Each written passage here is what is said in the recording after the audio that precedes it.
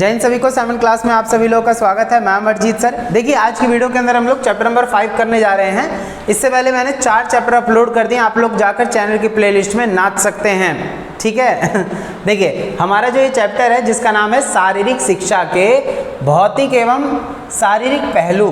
तो भौतिक और शारीरिक पहलू क्या है, यानी कि शारीरिक शिक्षा के अंदर ऐसी क्या चीज़ें पढ़ेंगे हम लोग जो शरीर से जुड़ी हुई हैं। भौतिक चीज़ें क्या हैं, भौतिक मतलब क्या हो गया कि जैसे हमें शरीर बनाना है, व्यायाम करना है, योगा करना है, तो उसमें कौन कौन से जो तरीके होते हैं, कैसे कैसे हमें उसको स्टार्ट करना है ना। तो ये सारी चीज़ें हम लोग इस चैप्टर के अंदर पढ़ने वाले हैं। वार्म अप क्या होता है, व्यायाम किसे कहते हैं, और वार्म अप कैसे किया जाता है ना, कि एक्सरसाइज से पहले, योगा से पहले, मतलब ये सारी चीज़ें जो हैं वो हम पढ़ने वाले हैं। व्यायाम के प्रभाव क्या पड़ते हैं हमारे शरीर के ऊपर। तो टोटल 9 क्वेश्चन होंगे, कुछ छोटे हैं कुछ बड़े क्वेश्चन है इसमें, ठीक है। इससे ज़्यादा कुछ भी नहीं होगा।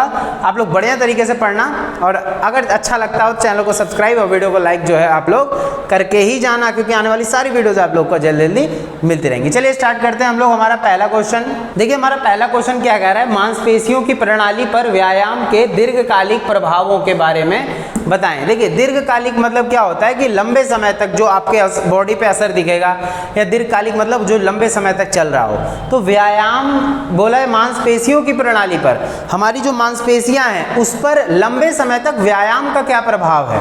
हम लोग व्यायाम कर रहे हैं तो लॉन्ग लाइफ तक, लॉन्ग टाइम तक उसके क्या प्रभाव पड़ेंगे हमारी मांसपेशियों पर। आंसर आप लोग देखिए अपने स्क्रीन पर। पहला पॉइंट बोल रखा है कि माइटोकॉन्ड्रिया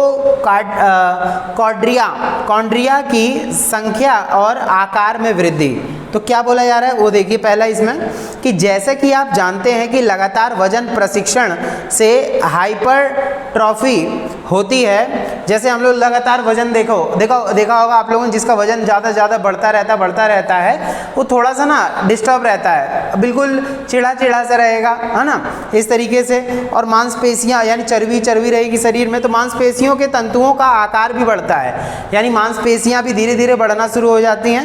मांसपेशी फाइबर में जो है माइटोकॉन्ड्रिया होते हैं, जिन्हें पावर हाउस के रूप में भी जाना जाता है। वे फाइबर में वृद्धि के कारण ऊर्जा का उत्पादन करते हैं। तो जो ये है क्या नाम है, मांसपेशियों की प्रणाली पर व्यायाम के क्या प्रभाव पड़ते हैं। तो पहला प्रभाव है जो है माइटोकॉन्ड्रिया की संख्या और आकार में वृद्धि, यानी कि जो आपको ऊर्जा प्रदान करने वाली जो चीज़ें हैं ना वो बढ़ती रहेंगी।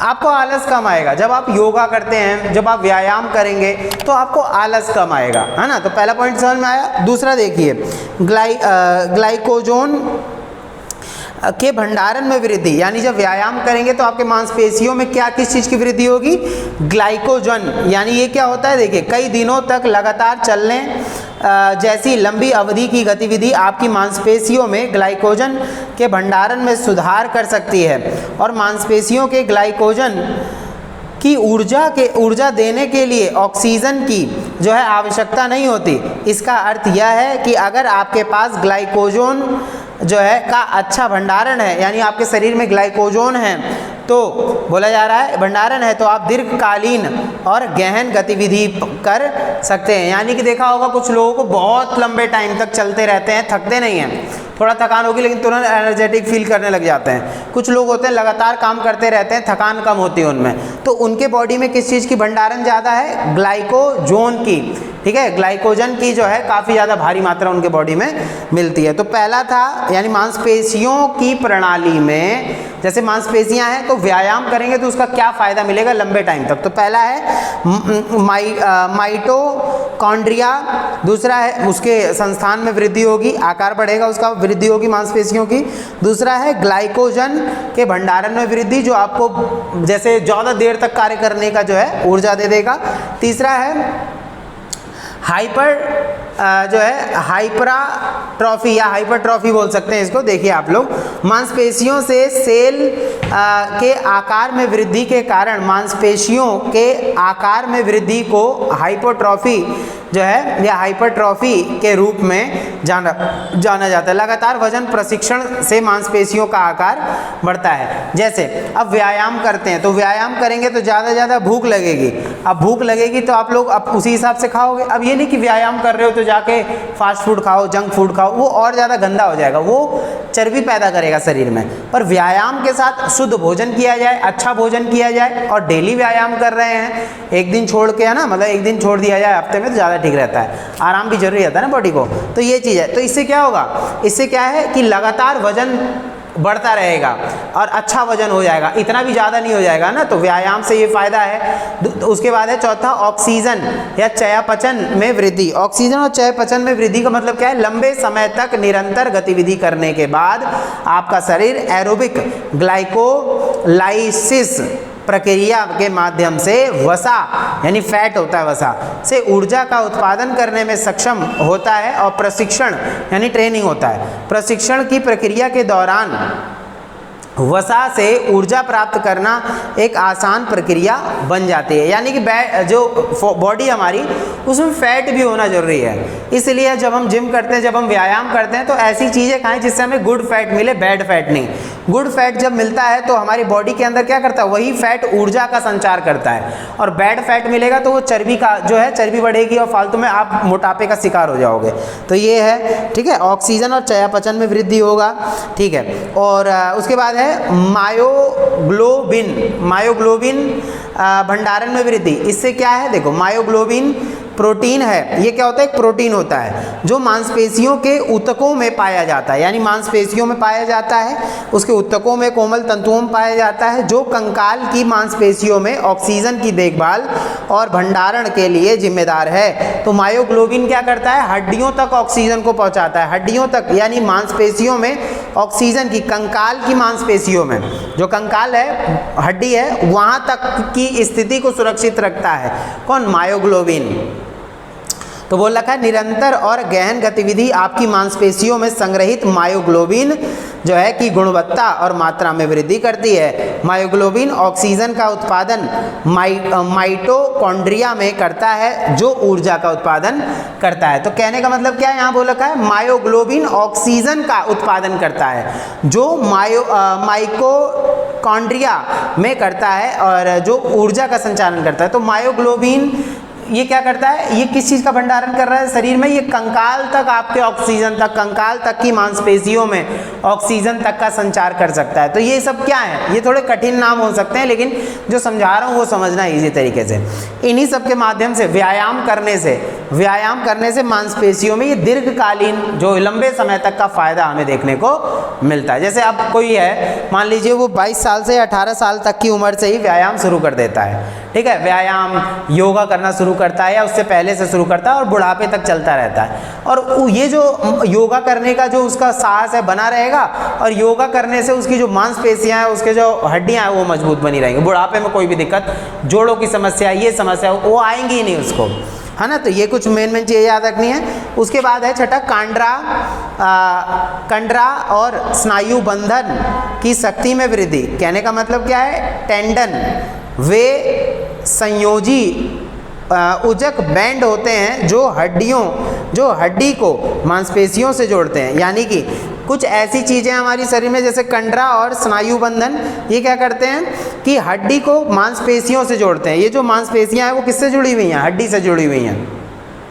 अगर आप चाहो हड्डी निकालना तो भाई, मतलब ये कैसे बोल दिया मैंने देखिए, अगर हड्डी मांसपेशियों से चिपटी रहती है, मतलब चिपकी रहती है, तो इसमें क्या काम करती है, कंडरा और स्नायु बंधन की शक्ति में वृद्धि होती जाती है। इससे क्या होता है, हड्डियां मांसपेशियों से जुड़ी रहती हैं। तो एक हड्डी को दूसरे से जोड़ते हैं, जैसे स्नायु बंधन क्या करते हैं, जैसे कंडरा क्या करती है, हड्डी को मांसपेशियों से जोड़ती है, वैसे स्नायु बंधन क्या है, वह बैंड होते हैं, वो बैंड होते हैं जो क्या करते हैं, एक हड्डी को दूसरी हड्डी से जोड़ के रखते हैं। तो नियमित शक्ति और प्रशिक्षण गतिविधि से दोनों के लचीलेपन के साथ साथ ताकत भी बढ़ती है, और इसका जो है कार्टिलेज पर सकारात्मक प्रभाव पड़ता है, यानी हमारी बॉडी पर, और जो ऊर्जा प्रदान करती है हमारी बॉडी, इन सब का बहुत सकारात्मक प्रभाव पड़ता है। तो मांसपेशियों की प्रणाली पर व्यायाम के दीर्घकालीन प्रभाव, लंबे समय तक व्यायाम के क्या प्रभाव पड़ते हैं हमारी मांसपेशियों पर। तो ये कुछ 6 पॉइंट जो हैं आपको बढ़िया तरीके से याद रख लेने हैं, ठीक बात। ऐसी बना के लिखना है। कभी भी कोई कठिन चीज़ होती है ना, तो उसको हम इजी वे में समझ के उसको बना के अपने तरीके से लिख सकते हैं, ठीक है। देखिए दूसरा क्वेश्चन क्या है कि शुद्धि क्रिया शुद्धि क्रिया, प्राणायाम और आसन के भौतिक पहलुओं पर चर्चा कीजिए। अब ये देखिए शुद्धि क्रिया क्या होती है, प्राणायाम क्या है, आसन क्या है, वो तीनों चीज़ें हम एक एक करके जानेंगे। तो सबसे पहले आप लोग जानिए शुद्धि क्रिया किसे कहते हैं। शुद्धि क्रिया के भौतिक पहलू देखिए, पहला ये श्वसन संबंधी यानी सांस, ये श्वसन संबंधी बीमारी जैसे जो है ब्रोंकाइटिस, अस्थमा सुना होगा आप लोगों ने, अस्थमा आदि को रोकने में मदद करता है। यानी कि अगर हम लोग शुद्धि क्रिया करेंगे, यानी कि इस तरीके के व्यायाम करेंगे काफ़ी ज़्यादा, तो ये हमारी जो खतरनाक जो बीमारियां जो सांस से रिलेटेड हैं, जैसे अस्थमा और ब्रोंकाइटिस, ये जैसी समस्याओं को रोकता है। ये हमारे शरीर में से बलगम की अधिकता को हटाने में मदद करता है। इस तरीके से हम कपालभाति वगैरह जब करते हैं तो ये बलगम बनने की समस्या बहुत कम हो जाती है। इससे क्या होगा, अन्य बीमारियां, खांसी से रिलेटेड बीमारियां नहीं होंगी। देखिए सर्दी और खांसी को दूर करने में मदद करता है, तो शुद्धि क्रिया होनी चाहिए हमेशा। ये पाचन तंत्र की विकारों जैसी एसिडिटी, क्योंकि देखिए गैस ही तो बनती है ना पेट में, और उसको हम क्या कर रहे हैं, योगा वगैरह करके ऐसी शुद्धि क्रिया करके उसको हम निकाल सकते हैं। तो एसिडिटी, अपच, कब्ज को ठीक करने में मदद करता है। नाक मार्ग से प्रदूषण और बिना रुकावट के वायु प्रवाह की अनुमति देता है, यानी कि आपकी नाक जाम कम होगी। जब ये सब करोगे तो नाक बहुत कम जाम होगी। तो मस्तिष्क के कामकाज में सुधार करने के लिए नाक से गुजरने वाले तंत्रिका को उत्तेजित करता है। यानी देखिए जब हम कोई चीज़ सूंघते हैं तो हमारे देखिए पूरी बॉडी में कोई भी चीज़ होती है ना, तो हमारे नर्वस सिस्टम से जुड़ी होती है, दिमाग से जुड़ी होती है। तो कोई भी चीज़ जब हम सांसों की जो हम क्रिया करते हैं या व्यायाम कर रहे हैं, तो उससे काफ़ी ज़्यादा फायदेमंद हमें हमारी बॉडी के अंदर अलग अलग चीज़ों को फ़ायदा मिलना शुरू होता है। मस्तिष्क भी खुश रहता है इस चीज़ से, है ना। देखा होगा कभी कभी हम लंबी लंबी सांसें लेते हैं तो मन शांत होता है। तो ये चीज़ें हर चीज़ जुड़ी हुई है हमारे नर्वस सिस्टम से।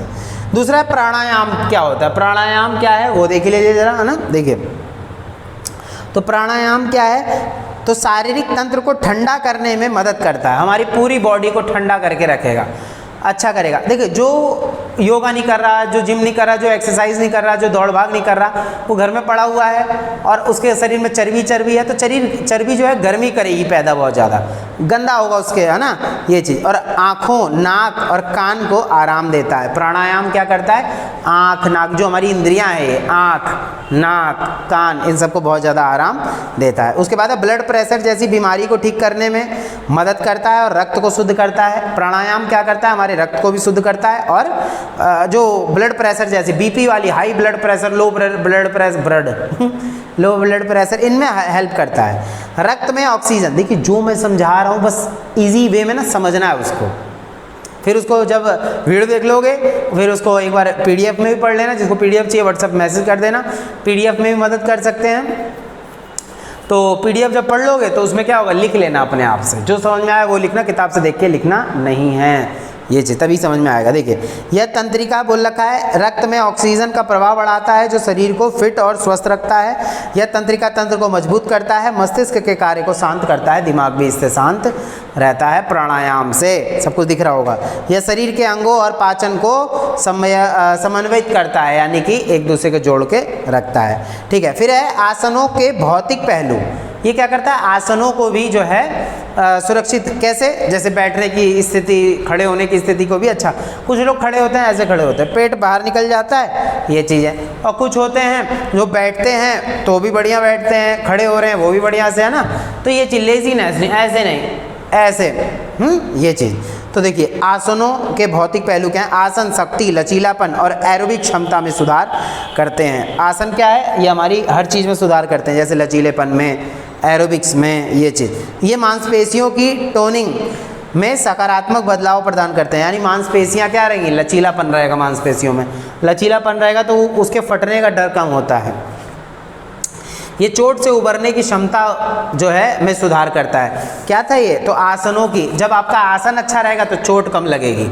अब मान लो चल रहे हो आप इस तरीके से, तो कहीं ढलान वाली स्थिति आई तो आप गिर जाओगे, फिर ऐसे चल रहे हो, ऐसे मुंडी पीछे अजीब सा चल रहे हो तो थोड़ा उसमें भी दिक्कत है। आप परफेक्ट आसन रखें इस तरीके से। इसका जो है आइसोमेट्रिक और आइसोटोनिक मांसपेशियों के संकुचन पर सकारात्मक प्रभाव पड़ता है। ठीक है, आइसोमेट्रिक और आइसोटोनिक अभी लास्ट में पढ़ेंगे हम।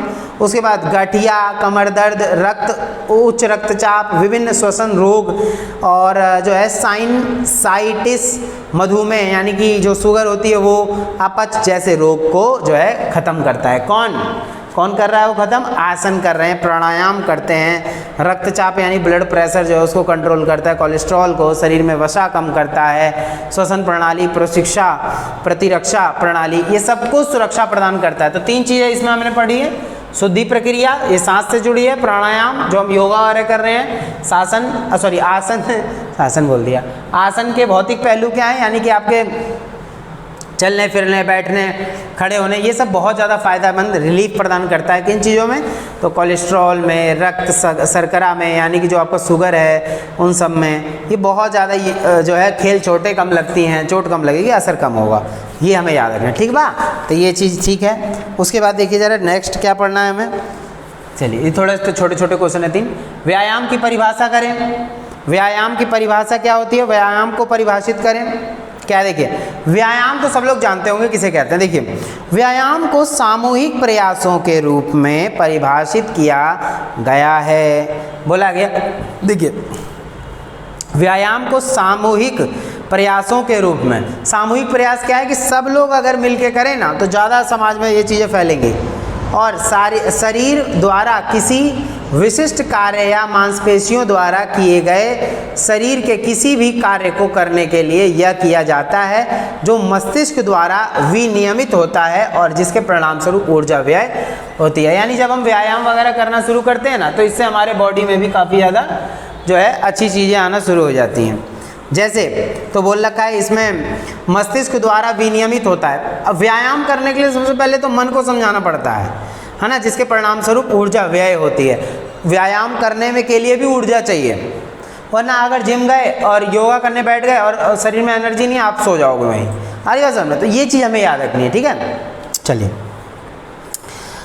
तो व्यायाम हो गया। अपने मन से भी लिख सकते हैं इजीली, जो इजी लगे आपको उस तरीके से बना के लिख सकते हैं। ठीक है, उसके बाद आ रहा है हमारे शरीर में ऑक्सीजन की मात्रा के प्रवाह के क्या लाभ हैं। देखिए, हमारे शरीर में क्या बोल रखा है कि हमारे शरीर में ऑक्सीजन की अधिकतम मात्रा, एकाग्रता बोला जा रहा है। हमारे शरीर में ऑक्सीजन तो बहुत ज़्यादा जरूरी है ना।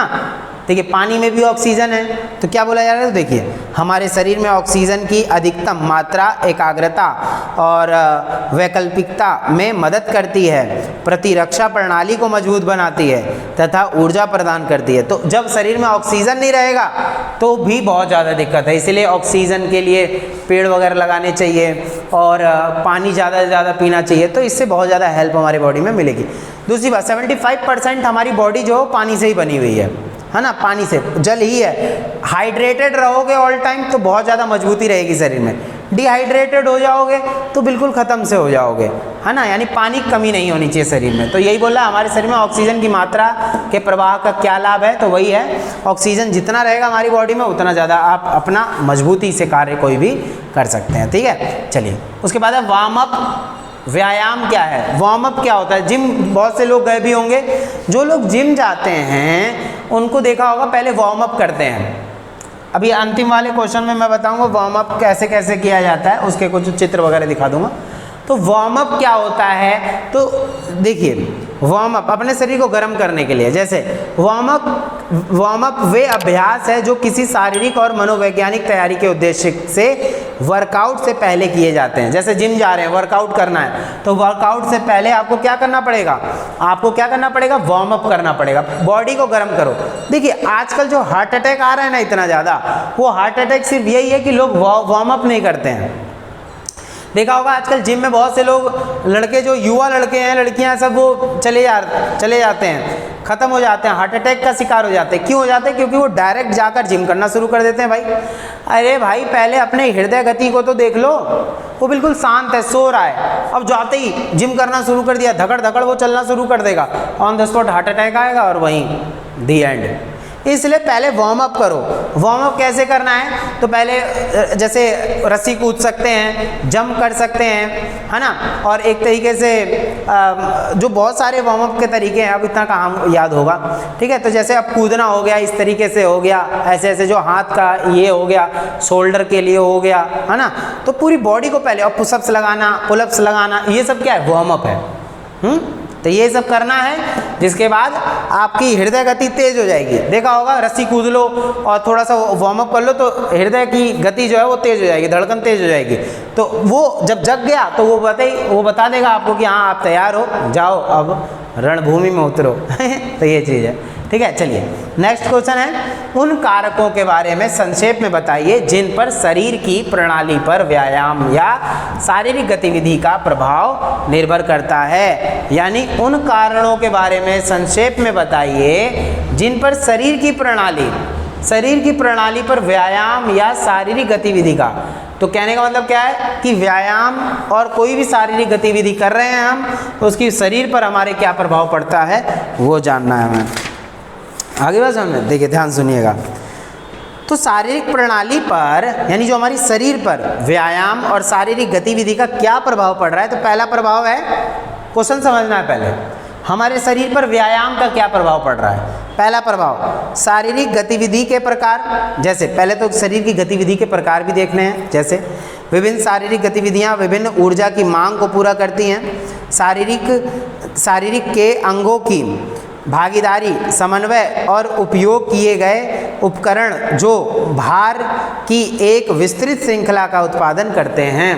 जैसे जरूरी थोड़ी ना कि सब लोग एक ही जैसा काम करते हैं अपने शरीर से, कोई जो है पत्थर उठा रहा है तो उसको ज़्यादा ऊर्जा की आवश्यकता है, कोई पेन से काम कर रहा है, कोई लिख रहा है, कोई पढ़ रहा है, उसका काम ये हो गया, तो शारीरिक बल कम लगता है। तो उसी के अकॉर्डिंग जो है व्यायाम, शारीरिक गतिविधि भी करना चाहिए हमें। दूसरा है गतिविधि की तीव्रता, आप किस तरीके से कौन सी गतिविधि कर रहे हैं आप, वो भी डिपेंड करता है शरीर के ऊपर। देखिए गतिविधि की तीव्रता क्या है, शारीरिक गतिविधि के दौरान शरीर द्वारा उपयोग की जाने वाली शक्ति को गतिविधि की तीव्रता के रूप में जाना जाता है। इसकी गणना समय के संबंध में बल या ऊर्जा की मात्रा में भी की जा सकती है।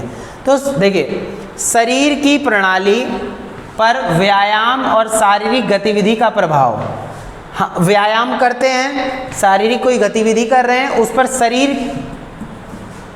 उसका शरीर पर क्या प्रभाव पड़ रहा है वो सब हम लोग यहाँ पे जो है जानते हैं।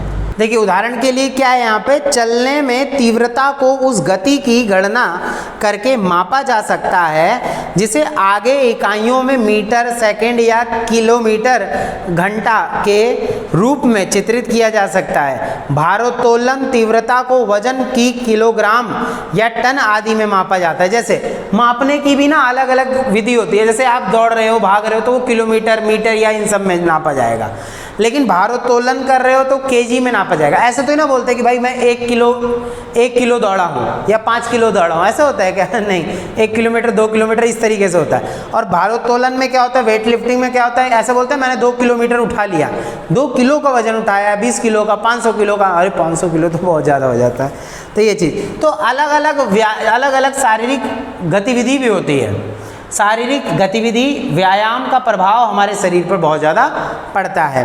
जैसे गतिविधि की मात्रा, आप किस तरीके से आपकी एक्टिविटी कितनी कर रहे हो आप एक्टिविटी। जैसे व्यायाम या गतिविधि के दौरान किए गए कार्य को गतिविधि की मात्रा के रूप में जाना जाता है। यानी कि व्यायाम आप कितना कर रहे हैं, कोई 2 मिनट व्यायाम कर रहा है, कोई 5 मिनट कर रहा है, कोई थोड़ा सा गया अब वापिस आ गया, तो वो उसी के अकॉर्डिंग आप जो है पूरे दिनचर्या होगी आपकी। व्यायाम आप 1 घंटा करते हैं, योगा आप 1 घंटा कर रहे हैं, जिम आप 1 घंटे कर रहे हैं, उससे पूरे शरीर में एक ऊर्जा का संचार होगा पूरे दिन, अच्छे से भूख लगेगी, अच्छा खाना खाओगे, तो कहीं ना कहीं इसे किसी गतिविधि की अवधि, दूरी और आवृत्ति द्वारा मापा जाता है। जैसे हम कोई भी व्यायाम कर रहे हैं, कोई भी शारीरिक गतिविधि कर रहे हैं, उसी के अकॉर्डिंग मापा जाएगा हमारे शरीर की प्रणाली कि आप कितना दौड़ सकते हैं, कितना कार्य कर सकते हैं, सब, क्योंकि सबकी शरीर की गतिविधि प्रणाली सबकी अलग अलग होती है, सबके कार्य करने का तरीका अलग अलग होता है। ठीक बा, ये चीज़ याद रखनी है। चलिए अब आ रहा है नेक्स्ट क्वेश्चन इसके अंदर कि ये निम्न पर व्यायाम के प्रभाव के बारे में संक्षेप में बताएं। यानी किन किन चीज़ों पर व्यायाम का अलग अलग प्रभाव पड़ता है। तो दो चीज़ें बता रखी हैं। पहले एक है हृदय गति। भाई देखिए, जब हम सुबह व्यायाम करते हैं, योगा करते हैं, जिम करते हैं, तो हमारी हृदय वाहिका बहुत अच्छी रहेगी, हृदय गतिविधि बहुत अच्छी रहेगी, हार्ट अटैक आने की संभावना बहुत कम होगी, ब्लड में क्लॉटिंग्स कम हो जाएंगी। आजकल देखा होगा जो वैक्सीन लगवाए थे पहले, ऐसा न्यूज़ में आ रहा है कि उन लोगों को क्या हो रहा है कि क्लॉटिंग हो रही है, ब्लड क्लॉटिंग हो जा रही है, खून जम जा रहा है, थक्के पड़ जा रहे हैं खून के। लेकिन ये वो लोग क्या कर, मतलब कुछ लोग ऐसे हैं जो व्यायाम करते हैं, तो उनके अंदर ये चीज़ कम होगी, क्लॉटिंग कम होगी, क्योंकि वो व्यायाम कर रहे हैं, दिनचर्या उनकी बहुत अच्छी है ना। तो यही बोल रहे हैं। तो निम्न पर व्यायाम के प्रभाव, तो किन चीज़ों पर व्यायाम के प्रभाव? तो हृदय गति पर और हृदय का आकार, दो चीज़ों पर व्यायाम के प्रभाव देखते हैं। मान लो व्यायाम कर रहा हूँ मैं, कोई व्यायाम कर रहा है तो उसके हृदय पर, यानी हृदय गति, उसकी जो स्पीड है उस पर, और हृदय के आकार में क्या परिवर्तन आएगा, क्या करने से? व्यायाम करने से। क्वेश्चन समझ में आया? देखिए, तो व्यायाम का हृदय गति पर प्रभाव क्या है? व्यायाम के दौरान हृदय गति बढ़ जाती है, सबको पता है भाई। एक्सरसाइज करते वक्त क्या होता है? हृदय की गति बढ़ जाएगी। और आराम करने की हृदय गति जो है प्रति मिनट 60 से 80 के बीच होती है। और हृदय के, यानी दिल हमारा, हृदय के संकुचन की दर और तीव्रता गतिविधि के प्रकार, यानी जो आप कार्य कर रहे हो। मान लो मैं बोल दूं किसी को दौड़ो और किसी को बोल दूं धीरे धीरे चलो, तो क्या दोनों की हार्ट रेट, या बोल सकते हैं जो हृदय की गति है वो समान होगी? नहीं, दौड़ने वाली बहुत तेज हो जाएगी। अब भाई अचानक से आप डर गए किसी चीज़ से, तो भी बहुत धड़कने बढ़ जाती है। अचानक से कोई चीज़ होती है ना, जिसके लिए दिल आपका तैयार नहीं था, हृदय आपका तैयार नहीं था, उसमें आपकी तीव्रता बहुत ज़्यादा हो जाएगी, है ना, ये चीज़। तो गतिविधि की तीव्रता आयु और पर्यावरण आदि से प्रभावित होती है। तो कहीं ना कहीं हृदय की गति क्या है? व्यायाम से बहुत ज़्यादा प्रभावित होती है। एक है हृदय के आकार पर व्यायाम का प्रभाव क्या है, यानी हृदय का आकार भी बढ़ता है। जैसे दीर्घकालीन निरंतर गतिविधि हृदय के कार्य और संचालन को बदल देती है। यह एक जो है पंपिंग मशीन है जो पूरे शरीर में रक्त की आपूर्ति करती है। मान लीजिए पूरे शरीर में, मान लीजिए क्या होती है वो तो पूरे शरीर में नसें ही नसें हैं, उन नसों में खून को प्रवाहित कौन कर रहा है? हमारा जो हृदय है उससे ये क्या कर रहा है? ब्लड फ्लो होता है। जहाँ हृदय रुका वहीं ये जो ब्लड का फ्लो है वो भी रुक जाएगा। तो बोला जा रहा है कि ना केवल संकुचन की क्षमता को बढ़ाती है बल्कि बाएं जो है वेट्रिकल के आकार को भी बढ़ाती है, यानी हृदय के आकार को भी जो है ये बढ़ा देती है। ठीक है, ये चीज़ क्लियर हो गया ना। तो निम्न पर व्यायाम के क्या प्रभाव? तो हृदय की गति और हृदय के आकार पर व्यायाम का बहुत, कौन याद कर रहा भाई, रुक जाओ, व्यायाम का बहुत ज़्यादा प्रभाव पड़ता है। क्लियर हो गया ना। चलिए, उसके बाद है हमारे शरीर की विभिन्न प्रकार की मांसपेशियों की व्यायाम करें। है व्यायाम, देखो हर जगह व्यायाम ही आ रहा है पहले तो याद कर लो आराम से, जो जो याद कर रहे हैं, पढ़ाने दे ही नहीं रहा कोई, है नहीं। पानी पी लिया जाए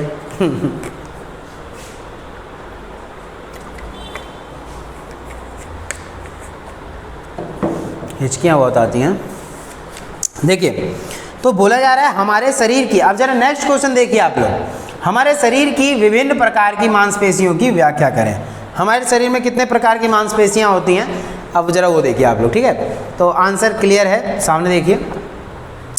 हृदय की मांसपेशियां, एक हमारे हृदय की, दिल की, हार्ट की मांसपेशियां होती हैं। जैसे इस प्रकार की मांसपेशी उत्तक हृदय में पाए जाते हैं, यानी थोड़ा कोमल हृदय हो, जैसे कोमल जो चीज़ें हमारे शरीर में वो, तो ये चीज़ें उसमें पाए जाते हैं। वे प्रकृति में अनैच्छिक मांसपेशियां हैं। हृदय अपने आम जल्दी और बार बार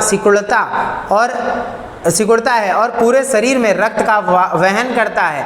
यह बिना किसी बाधा के लगातार काम करता है। यानी देखिए, जब आप बीमार रहो, जब आप दौड़ रहे हो, जब आप सो रहे हो, हर टाइम ये कार्य कर रहा होता है। सोचो कैसा इंजन है, कभी नहीं रुकता, कभी नहीं रुकता, बस एक बार ही रुकता है जब मृत्यु निकट आ जाती है। और हम लोग कहाँ जीते हैं? मृत्यु लोक में। यह जाना तय है, मरने से डरना नहीं है भाई, लेकिन जितना जीवन मिला है अच्छे से जीना है, सत्य मार्ग पे चलना है, धर्म पर चल के अपना जीवन व्यतीत करना है, गंदी चीज़ों से दूर रहना है। ठीक है, ये चीज़ हमेशा याद रखना। दूसरी बात, लचीली मांसपेशियां, एक होती है हमारे शरीर में लचीली मांसपेशियां। लचीली मांसपेशियां क्या हैं, जैसे ये, अब यहाँ की मांसपेशियां, हर चीज़ जो है कहीं ना कहीं बहुत सी मांसपेशियां लचीली होती हैं, जैसे इनमें भी तो मांसपेशियां हैं, सब लचीली हैं। देखिए, ये देखिए लचीली मांसपेशियां देखिए, तो ये भी अनैच्छिक मांसपेशियां हैं, जैसे जो तंत्रिका तंत्र के सचेत कामकाज के नियंत्रण में नहीं हैं। यानी कि ये मांसपेशियां पाचन तंत्र, जैसे अंदर की बात करें, क्या ये रुक जाता है? पाचन तंत्र रुक जाता है? नहीं, हमेशा काम करता रहता है। हमेशा हमारे शरीर के अंदर की जो चीज़ें हैं ना, वो हमेशा चलती रहती हैं जब तक सांसें नहीं रुकती, जब तक हृदय नहीं रुकता।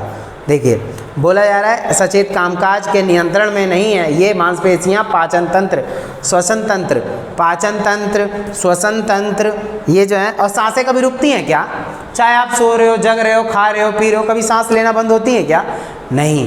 तो ये जो मांसपेशियां, जैसे स्नायु तंत्र के में से जुड़ी हुई मांसपेशियां, देखिए, तो बोला है स्नायु तंत्र आदि अंगों में स्थित होती हैं ये सारी मांसपेशियां, अंदर भी मांसपेशियां हैं ये चीज़ें। एक है कंकाल की मांसपेशियां, कंकाल यानी हमारा स्केलेटन, जैसे ये मांसपेशियां स्वैच्छिक नियंत्रण में होती हैं, यानी कि इन मांसपेशियों की संकुचन और परिणाम स्वरूपता हड्डियों को खींचने का निर्माण होता है, और जब हड्डियां बढ़ती हैं तो वो मांसपेशियां बढ़ती हैं अंदर, ठीक है। और मांसपेशियों के संकुचन हो सकते हैं, यानी कि कुछ ऐसी मांसपेशियां होती हैं जो कम सिकुड़ती हैं, कम, है ना, कुछ अंदर की हैं जो हमेशा क्या रहती हैं, स्थिर रहती हैं, हड्डियों के साथ ही बढ़ती हैं वो, ठीक है। एक है आइसोमेट्रिक, देखिए मैंने बताया था ना आइसोमेट्रिक आइसोटोनिक क्या होती हैं, तो आइसोमेट्रिक क्या है यहाँ पे वो देख लिए। आइसोमेट्रिक क्या होती है, उदाहरण जैसे दीवार, तख्तों आदि को धकेलना, कुछ ऐसे व्यायाम होते हैं जैसे आइसोमेट्रिक है। आइसोमेट्रिक क्या होती है कि जैसे आप दीवार को धकेल रहे हो, है ना, कुछ भारी चीज़ को ढकेल रहे हो, लेकिन आपकी बॉडी में क्या है कि कोई भी परिवर्तन देखने को नहीं मिल रहा। एक है आइसोटोनिक, जैसे बाइसेप कर्ल पुशअप, आप क्या कर रहे हो, कोई भी चीज़ पकड़ के अपने शरीर को खींच रहे हो, उसमें कोई भी गतिविधि होते हुए दिख रही है। आइसोमेट्रिक में कोई गतिविधि होते हुए नहीं दिखेगी, कोई व्यायाम होते हुए नहीं दिखेगा आइसोमेट्रिक में। जैसे आप दीवार ढकेल रहे हो, या ट्रक को ढकेलो, कोई भी चीज़ करो, बहुत भारी है, हमसे ज़्यादा बहुत भारी हो, तो आप वहाँ गतिविधि होते हुए नहीं दिखेगी, लेकिन बल जरूर हो रहा है, बल लग रहा है वहाँ। दूसरा है आइसोटोनिक, उसका क्या है कि उसमें शरीर में कोई व्यायाम, देखो पहला वाला भी व्यायाम है लेकिन उसमें शरीर में होती हुई गतिविधि नहीं दिखेगी, दूसरा वाला भी व्यायाम है, उसमें शरीर में होती हुई गतिविधि नज़र अवश्य आएगी। क्लियर हो गया, ये चीज़ हमें याद रखनी है। उसके बाद है आइसो, ये क्या होता है, देखिए काइनेटिक, यह एक स्थिर गति पर निष्पादित किया जाता है, और जहाँ मांसपेशियों की कमी गति की पूरी सीमा पर अधिकतम होती है। तो काइनेटिक मतलब क्या होता है, कुछ ज़्यादा से ज़्यादा पावर लगा देना किसी चीज़ पे, फोर्स लगा देना, और अपने शरीर के बल जो हम लगा रहे हैं, हमारा शरीर भी जो है बल लगाते हुए दिख रहा है, और उस पर जिस पे हमने बल लगाया वो भी आगे जाते हुए दिख रहा है। पहला वाला क्या था, उसमें शरीर का हम बल लगा रहे थे लेकिन उसमें कोई गतिविधि होते हुए नहीं दिख रही थी, दूसरे वाले में गतिविधि होते हुए दिख रही है, तीसरे वाले में क्या शरीर भी गतिविधि करते हुए दिख रहा है और कोई ऑब्जेक्ट जो है वो भी गतिविधि करते हुए दिख रहा है। ये हमें याद रख लेना है, ठीक है। तो हमारे शरीर में अलग अलग प्रकार की मांसपेशियां भी हैं, ठीक है। ये वाला चित्र वाला है, विभिन्न प्रकार के वार्म अप अभ्यासों को चित्र द्वारा दर्शाएं। देखिए आप लोग पिक्चर देखिए, व्यायाम यानी कि जो वर्कआउट करने से पहले, जिम स्टार्ट करने से पहले अगर आपने ये सारा जो है वर्क जिसे वार्म अप बोलते हैं, उससे पूरी बॉडी में गर्माहट आएगी, पसीना छोड़ दोगे आप, और हृदय वाहिका, हृदय गति जो है वो बढ़ जाएगी, तो आप तैयार हो फिर जिम करने के लिए, आप तैयार हो कोई भी हैवी चीज़ करने के लिए, ठीक है। इसलिए कोई भी चीज़ करने से पहले, कोई भी वर्कआउट करने से पहले आपको वार्म अप करना बहुत ज़्यादा जरूरी है। इससे क्या होगा, हार्ट अटैक आने की संभावना बहुत ज़्यादा कम हो जाएगी। इसलिए जिम जाओ तो सबसे पहले कम से कम 10 मिनट तक वार्म अप करते रहो, है ना। तो ये चीज़, और वार्म अप कैसे करना है वो सब आप देख लीजिए, इस तरीके से नीचे ऊपर ये करना है ना, बहुत सारी चीज़ें होती हैं इसके अंदर, ये हमें याद रख लेनी है। किसी को दिक्कत तो नहीं है ना? ये होता है हमारे यहाँ चैप्टर समाप्त। इतने ही क्वेश्चन इंपॉर्टेंट है, इससे बाहर कुछ भी नहीं है। आप लोग बढ़िया तरीके से तैयारी कर लेना, सुन लेना, समझ लेना, पीडीएफ पढ़ लेना, फिर अपने मन से इसको जो है लिख लेना। क्लियर हो जाएगा पूरा बढ़िया तरीके से। ठीक है, चलिए अब हम लोग मिलेंगे नेक्स्ट चैप्टर के अंदर। ठीक है, तो चैप्टर नंबर 6 पढ़ाऊंगा, और इससे पहले की सारी वीडियो आप लोग जाकर चैनल के प्लेलिस्ट में देख सकते हैं, नाच सकते हैं। ठीक है, हम लोग मिलेंगे नेक्स्ट वीडियो में। तब तक के लिए जय हिंद, जय भारत।